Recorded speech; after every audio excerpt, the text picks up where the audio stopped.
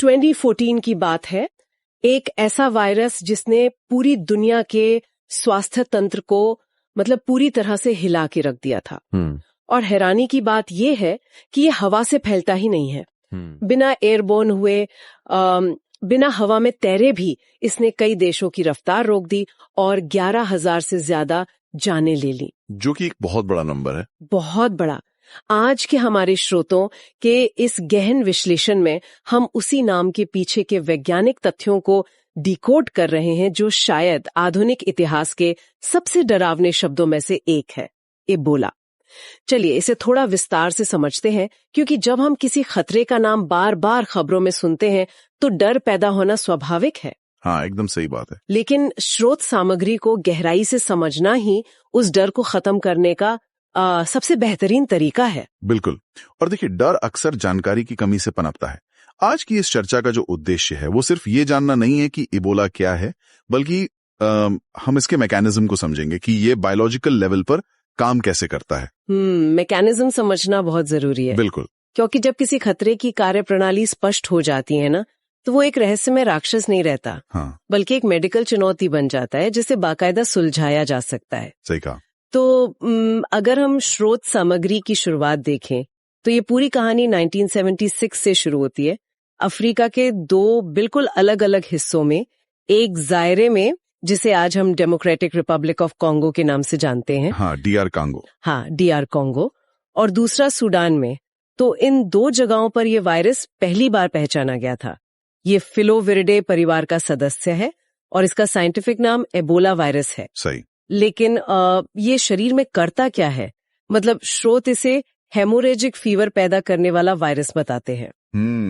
Haemorrhagic fever, ये एक बहुत ही क्रिटिकल टर्म है। बिल्कुल। और अगर इसे एक बेसिक एनालॉजी से समझें तो ये ऐसा है जैसे किसी इमारत का अंदरूनी प्लम्बिंग सिस्टम अचानक फेल हो जाए और हर तरफ से लीकेज शुरू हो जाए। मतलब शरीर की जो ब्लड वेसल्स है वो डैमेज हो जाती हैं और इंटरनल और एक्सटर्नल ब्लीडिंग होने लगती है। और यहीं पर दिलचस्प बात यह है कि इसका असली मैकेनिज्म समझना बहुत जरूरी है। अच्छा। हाँ, क्योंकि ये लीकेज या प्लम्बिंग का फेल होना ये कोई सीधा हमला नहीं है वायरस का। मतलब ये खुद डैमेज नहीं करता? नहीं, ये वायरस बहुत ही चालाकी से काम करता है। ये सीधे ब्लड वेसल्स को नहीं तोड़ता, बल्कि ये हमारे ही इम्यून सिस्टम को हाईजैक कर लेता है। ओहो, अपना ही सिस्टम अपने खिलाफ। एकदम सही। जब इबोला शरीर में प्रवेश करता है तो वो सबसे पहले डेंड्राइटिक सेल्स पर हमला करता है। डेंड्राइटिक सेल्स असल में शरीर के अर्ली वार्निंग अलार्म सिस्टम की तरह काम करती हैं। ओके। मतलब जो खतरे की घंटी बजाती हैं। अब सोचिए, जब अलार्म सिस्टम ही हैक हो जाए तो इम्यून सिस्टम कंफ्यूज हो जाता है। वो एक अंधाधुंध और ओवर रिएक्टिव रिस्पॉन्स पैदा करता है शरीर में। भयंकर। हाँ, और इसी खतरनाक ओवर रिएक्शन की वजह से ब्लड वेसल्स की दीवारें कमजोर हो जाती हैं और तब जाकर वो हेमोरेजिक फीवर शुरू होता है। बाप रे, मतलब ये इतना ज्यादा अग्रेसिव है कि ये होस्ट के ही डिफेंस को उसके खिलाफ इस्तेमाल कर लेता है। पर रुको, यहाँ एक बहुत ही लॉजिकल सवाल उठता है जो मैं स्रोत पढ़ते हुए भी सोच रही थी। हाँ, बताइए। 1976 में इसे पहली बार देखा गया, लेकिन उससे पहले इतने सालों तक ये कहाँ था? मैं मतलब अचानक से तो कोई वायरस हवा में से प्रकट नहीं हो जाता ना? बिल्कुल नहीं, ये अचानक नहीं बना। ये सदियों से प्रकृति में, खास तौर पर अफ्रीका के घने जंगलों के इकोसिस्टम का हिस्सा रहा है। अच्छा, जंगलों में? हाँ, ये जानवरों की आबादी के बीच एक बहुत ही बैलेंस्ड लाइफ जी रहा था, इंसानों से मीलों दूर। ये तब तक एक अनजान सा वायरस था, जब तक कि इंसानी गतिविधियां जैसे कि डिफॉरेस्टेशन और जंगली इलाकों में हमारी घुसपैठ उस बिंदु तक नहीं पहुंच गई जहां वायरस को अपना नेचुरल रिजर्वायर छोड़कर इंसानों में आने का मौका मिल गया। मतलब हमने ही उसके घर में एंट्री मारी। बिल्कुल। और इसी क्रॉसओवर को साइंस की भाषा में स्पिलओवर इवेंट कहा जाता है।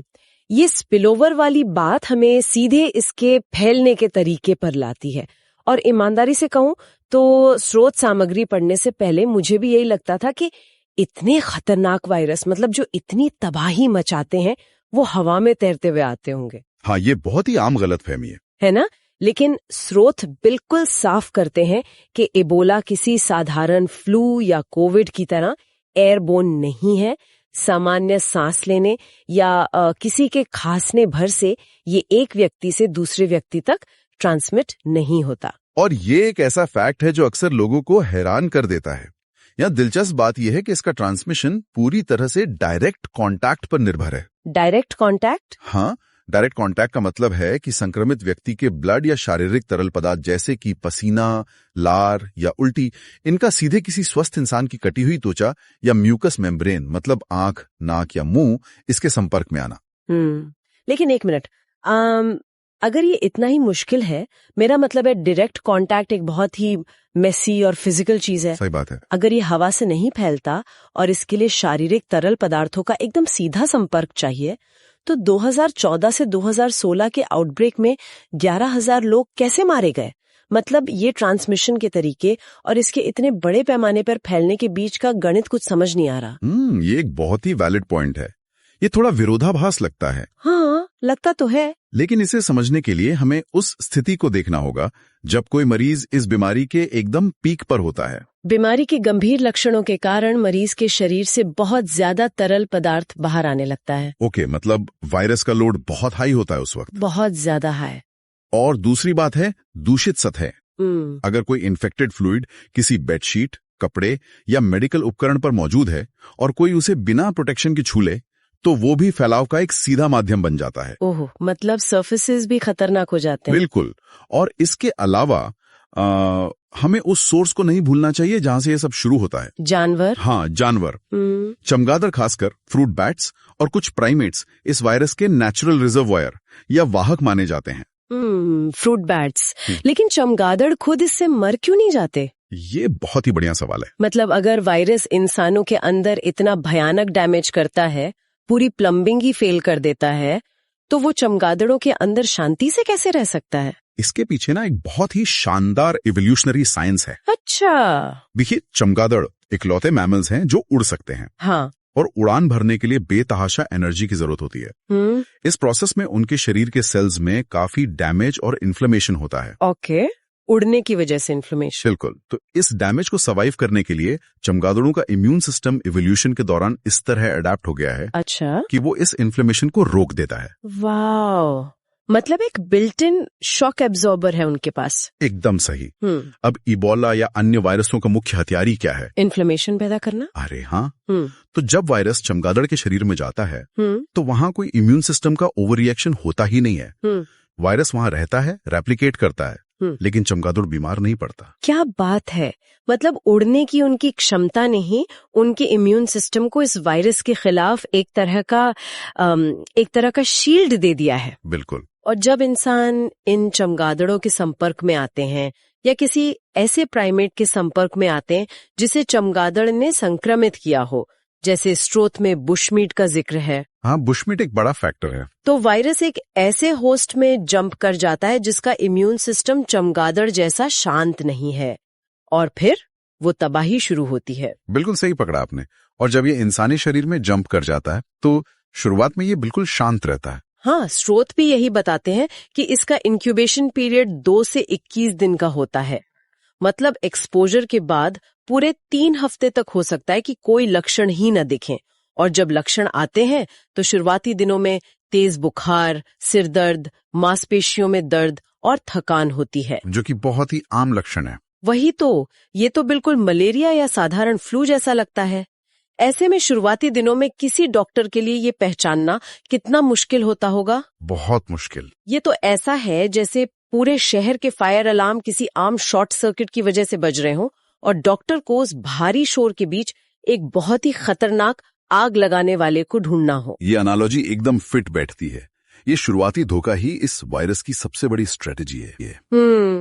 जब तक वो गंभीर हेमोरेजिक लक्षण जैसे मसूड़ों से खून आना, उल्टी, डायरिया या लिवर और किडनी का फेल होना, जब तक ये सब दिखने शुरू होते हैं ना, तब तक अक्सर मरीज अनजाने में कई और लोगों के संपर्क में आ चुका होता है। ओहो, मतलब जब तक असलियत पता चलती है बहुत देर हो चुकी होती है। हाँ, इसीलिए डायग्नोसिस खुद में एक बड़ा चैलेंज बन जाता है। और शायद इसी वजह से मृत्यु दर के आंकड़े इतने ज्यादा फ्लक्चुएट करते हैं।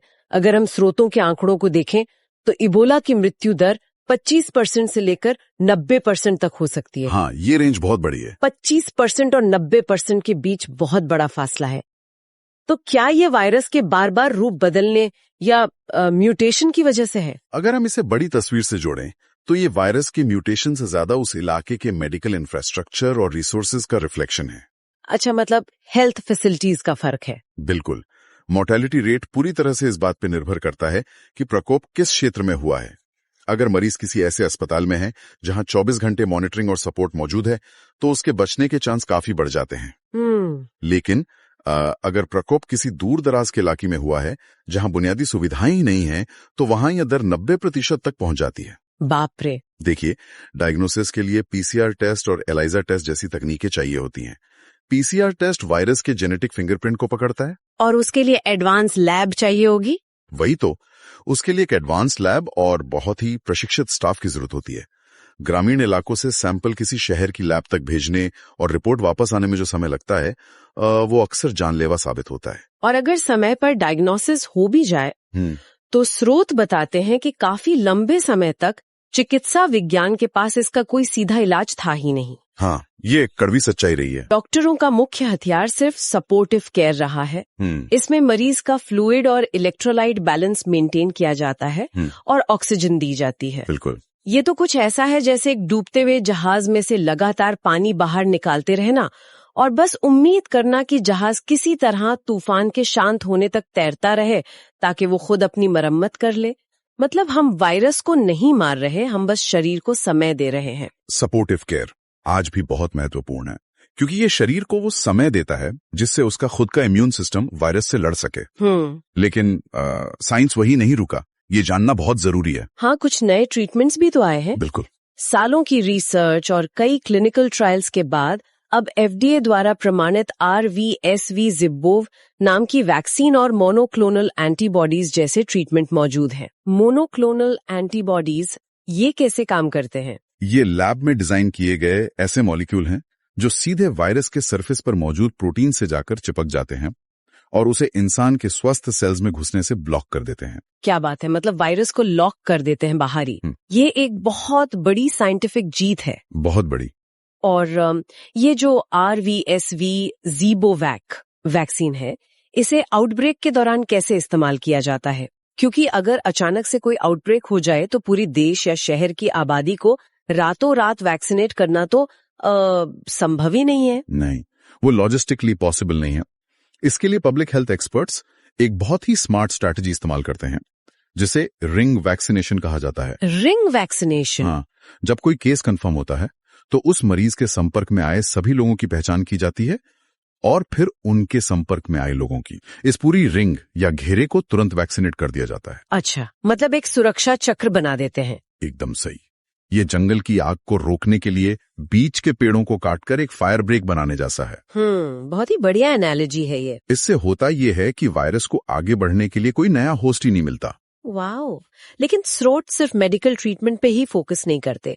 प्रिवेंशन यानी रोकथाम को लेकर भी काफी जोर दिया गया है स्रोत सामग्री में। हाँ, प्रिवेंशन सबसे अहम है। और मुझे लगता है इबोला के केस में प्रिवेंशन सिर्फ हाथ धोने या मास्क पहनने तक सीमित नहीं है। इसमें बुशमीट से दूर रहना और असुरक्षित अंतिम संस्कार की प्रक्रियाएं बहुत अहम है। ये सबसे क्रिटिकल पॉइंट्स में से एक है। ये समझना बहुत जरूरी है। अंतिम संस्कार वाली बात। हाँ, कई आउटब्रेक्स में डेटा साफ दिखाता है कि वायरस का फैलाव अंतिम संस्कार की रस्मों के दौरान बड़े पैमाने पर हुआ। ऐसा क्यों? क्योंकि जब किसी व्यक्ति की मृत्यु इबोला से होती है तो उस समय उसके शरीर में वायरस का लोड अपने एकदम चरम पर होता है। अच्छा, मतलब मरने के बाद शरीर सबसे ज्यादा संक्रामक होता है। बिल्कुल। और कुछ लोकल ट्रेडिशंस में शव को छूने या नहलाने की परंपरा होती है। ऐसी स्थिति में एक अकेला अंतिम संस्कार दर्जनों नए संक्रमण का कारण बन सकता है। बाप रे, ये तो बहुत ही दर्दनाक स्थिति है। हाँ, इसलिए मेडिकल टीम्स को सिर्फ क्लिनिकल इलाज नहीं करना होता, उन्हें कम्युनिटी के साथ मिलकर काम करना होता है ताकि सांस्कृतिक मान्यताओं का सम्मान करते हुए सुरक्षित तरीके अपनाए जा सकें। मतलब ये सिर्फ मेडिकल चुनौती नहीं है। बिल्कुल नहीं, ये एक मेडिकल चुनौती के साथ साथ एक बहुत बड़ी सोशियोलॉजिकल चुनौती भी है। ये बात हमें इतिहास के उन पन्नों की तरफ ले जाती है जो काफी कुछ सोचने पर मजबूर करते हैं। 1976 में जायरे और सूडान में पहला प्रकोप हुआ। उसके बाद भी कई छोटे आउटब्रेक हुए, लेकिन 2014 से 2016 के बीच पश्चिम अफ्रीका में जो आउटब्रेक हुआ उसमें अचानक से 11,000 मौतें हैं। मतलब ये नंबर बहुत बड़ा है। बहुत बड़ा। 1976 से 2013 तक जो वायरस एक छोटे स्तर पर था, वो 2014 में इतना बेकाबू कैसे हो गया? ऐसा क्या बदल गया था दुनिया में? ये एक बहुत ही गहरा सवाल है। देखिए, पहले के आउटब्रेक्स ज्यादातर रिमोट गांव या दूर दराज के इलाकों तक सीमित रहते थे। मतलब कनेक्टिविटी कम थी। हाँ, गांव अलग थलग होते थे, इसलिए वायरस एक छोटी आबादी को प्रभावित करके खुद ही रुक जाता था, क्योंकि उसे आगे फैलने के लिए नए होस्ट नहीं मिलते थे। ओके। लेकिन 2014 में ये वायरस पहली बार घनी आबादी वाले शहरी इलाकों में पहुंच गया। शहरों में पब्लिक ट्रांसपोर्ट है, लोग एक जगह से दूसरी जगह बहुत तेजी से जाते हैं, क्रॉस बॉर्डर मूवमेंट होता है। हाँ, शहर तो कभी रुकते नहीं। बिल्कुल। और एक बार जब वायरस शहर के इस कनेक्टेड नेटवर्क में एंटर कर गया ना, तो वो कॉन्टैक्ट ट्रेसिंग और आइसोलेशन की हर कोशिश से ज्यादा तेज भागने लगा। मतलब हमारी कनेक्टिविटी और शहरों का इंफ्रास्ट्रक्चर ही उस वक्त हमारी सबसे बड़ी कमजोरी बन गया। दुर्भाग्य से। हाँ। लेकिन स्रोत ये भी बताते हैं कि आज की तारीख में भी डेमोक्रेटिक रिपब्लिक ऑफ कॉन्गो और गिनी जैसे इलाकों में इसके छिटपुट मामले रिपोर्ट होते रहते हैं। तो क्या इसका मतलब ये है कि इबोला को कभी पूरी तरह से खत्म, मतलब इरेडिकेट नहीं किया जा सकता? देखिए, इरेडिकेशन तब मुमकिन होता है जब कोई वायरस सिर्फ और सिर्फ इंसानों में पाया जाता हो, जैसे कि स्मॉल पॉक्स। अच्छा। क्योंकि हम इंसानों को वैक्सीनेट कर सकते हैं। बिल्कुल। लेकिन चूंकि इबोला का नेचुरल रिजर्वायर जंगलों में चमगादड़ों और अन्य जानवरों के बीच मौजूद है, इसलिए इसे प्रकृति से पूरी तरह मिटाना लगभग असंभव है। मतलब स्पिल ओवर का रिस्क तो हमेशा रहेगा। हमेशा रहेगा। जो चीज हम कर सकते हैं वो ये है कि अपनी सर्विलेंस और रेस्पॉन्स सिस्टम को इतना मजबूत रखें कि जैसे ही कोई नया स्पिल ओवर हो, उसे वहीं रिंग वैक्सीनेशन और आइसोलेशन के जरिए तुरंत रोक दिया जाए। तो आज के इस गहन विश्लेषण में हमने देखा कि इबोला सिर्फ एक डरावना नाम नहीं है, बल्कि एक बहुत ही कॉम्प्लेक्स बायोलॉजिकल एंटिटी है। 1976 में इसके पहले स्पिलओवर से लेकर आज के एडवांस्ड मोनोक्लोनल एंटीबॉडी ट्रीटमेंट तक ये एक लंबी और मुश्किल यात्रा रही है विज्ञान की। बिल्कुल। हमने स्रोत सामग्री से समझा कि ये कैसे हमारे ही इम्यून अलार्म सिस्टम को हाईजैक करता है, कैसे चमगादड़ अपनी उड़ान के वजह से इसके रेजर्वॉयर बने हुए हैं, और कैसे ये हवा से नहीं बल्कि सीधे संपर्क से फैलता है। और सबसे जरूरी बात, शुरुआती फ्लू जैसे लक्षणों से लेकर 2014 के उस भयंकर शहरी आउटब्रेक तक हमने देखा कि साइंस और कम्युनिटी अवेयरनेस मिलकर इसे रोकने में कैसे कारगर साबित हो रहे हैं। और इन सब वैज्ञानिक और ऐतिहासिक तथ्यों के बीच स्रोत सामग्री एक बहुत ही गहरा सवाल पीछे छोड़ जाती है। वो क्या? ये एक महत्वपूर्ण सवाल खड़ा करता है।